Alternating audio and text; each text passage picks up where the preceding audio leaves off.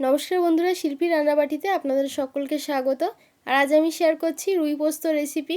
হাতে সময় কম থাকলে আর একঘেয়ে রুইয়ের রেসিপি খেয়ে বোর হয়ে গিয়ে থাকলে এই রেসিপিটা অবশ্যই আপনারা ট্রাই করতে পারেন। আর চ্যানেলটা যদি এখনও সাবস্ক্রাইব না করে থাকেন তাহলে চ্যানেলটা সাবস্ক্রাইব করে পাশে থাকা বেল আইকনটা প্রেস করে অল করে দিন।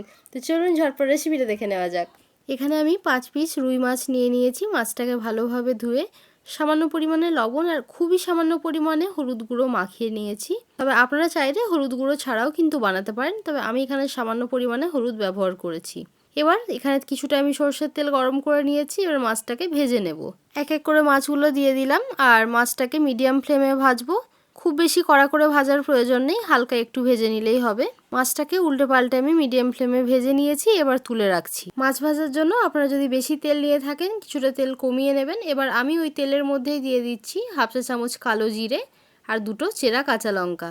কালো জিরেটা দেওয়ার জন্য কিন্তু পোস্তর ফ্লেভারটা ভীষণ ভালো লাগে। ফোড়নটাকে 15 থেকে 20 সেকেন্ডের জন্য ভেজে নিলাম।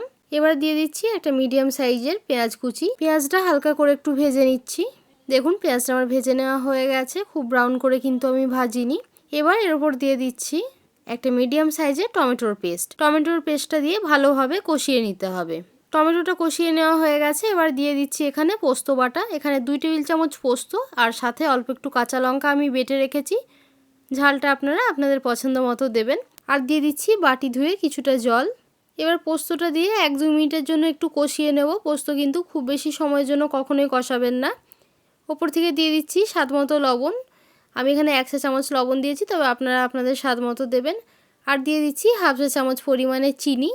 চিনিটা দিলে টেস্টটা ব্যালেন্স হয়, তবে আপনারা যদি চিনি একেবারেই পছন্দ না করে থাকেন তাহলে স্কিপ করতে পারেন।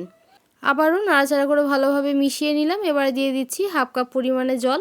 চেষ্টা করবেন গরম জল ব্যবহার করার। আর আপনারা যদি এই ধরনের আরও খুব সহজ এবং ইন্টারেস্টিং মাছের এবং চিকেনের রেসিপি চান তাহলে কিন্তু সেগুলো চ্যানেলে শেয়ার করা আছে, আপনারা চাইলে দেখতে পারেন। আর লিঙ্ক আমি ডেসক্রিপশন বক্সে আর আই বাটনে দিয়ে দেবো, আপনারা চেক করে নিতে পারেন। ভালোভাবে মিশিয়ে নিলাম। 1 থেকে 1.5 মিনিটের জন্য একটু ফুটিয়ে নিচ্ছি। এই সময় ঢাকা দেওয়ার কিন্তু কোনো প্রয়োজন নেই। দেখুন ফুটে উঠেছে। এবার আগের থেকে ভেজে রাখা মাছের পিসগুলো দিয়ে দিলাম। আর অনেকেই পোস্তটা কিন্তু হলুদ দিয়ে বানান, আবার অনেকে হলুদ ছাড়া বানান, তবে আপনারা চাইলে হলুদ নাও দিতে পারেন। ওপর থেকে দিয়ে দিচ্ছি একটা চেরা কাঁচা লঙ্কা আর 1 টেবিল চামচ কাঁচা সর্ষের তেল। এজন্য ভীষণ ফ্লেভারফুল হয় রান্নাটা, তাই অবশ্যই এটা দেবেন। এবার ঢাকা দিয়ে দিচ্ছি 2 থেকে 3 মিনিটের জন্য। খুব বেশি সময় ধরে কিন্তু রান্না করবেন না, তাতে কিন্তু খুব বেশি সফট হয়ে যায়, যেটা খেতে ভালো লাগে না। আর এই সময় ফ্লেমটাকে অবশ্যই লোতে রাখতে হবে। মাঝখানে একবার ঢাকা খুলে এইভাবে মাছের পিসগুলো পাল্টে দিচ্ছি। যেহেতু খুব বেশি গ্রেভি আমরা রাখিনি, তাই একটু পাল্টে দিলে ভালো হয়। আবারও ঢাকা দিয়ে দিচ্ছি।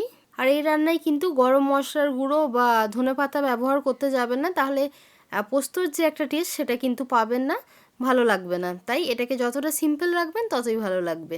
আমার এখানে টোটাল 3 মিনিট রান্না করা হয়ে গেছে। এবার গ্যাসের ফ্লেমটা অফ করে দিলাম। আর এবার গরম গরম ভাতের সাথে এই রুই পোস্ত সার্ভ করে দেব।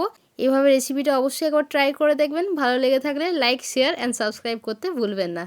দেখা হবে আবার একটা নতুন রেসিপি নিয়ে। ততক্ষণের জন্য ভালো থাকবেন, সুস্থ থাকবেন, সকলকে ভালো রাখবেন। ধন্যবাদ।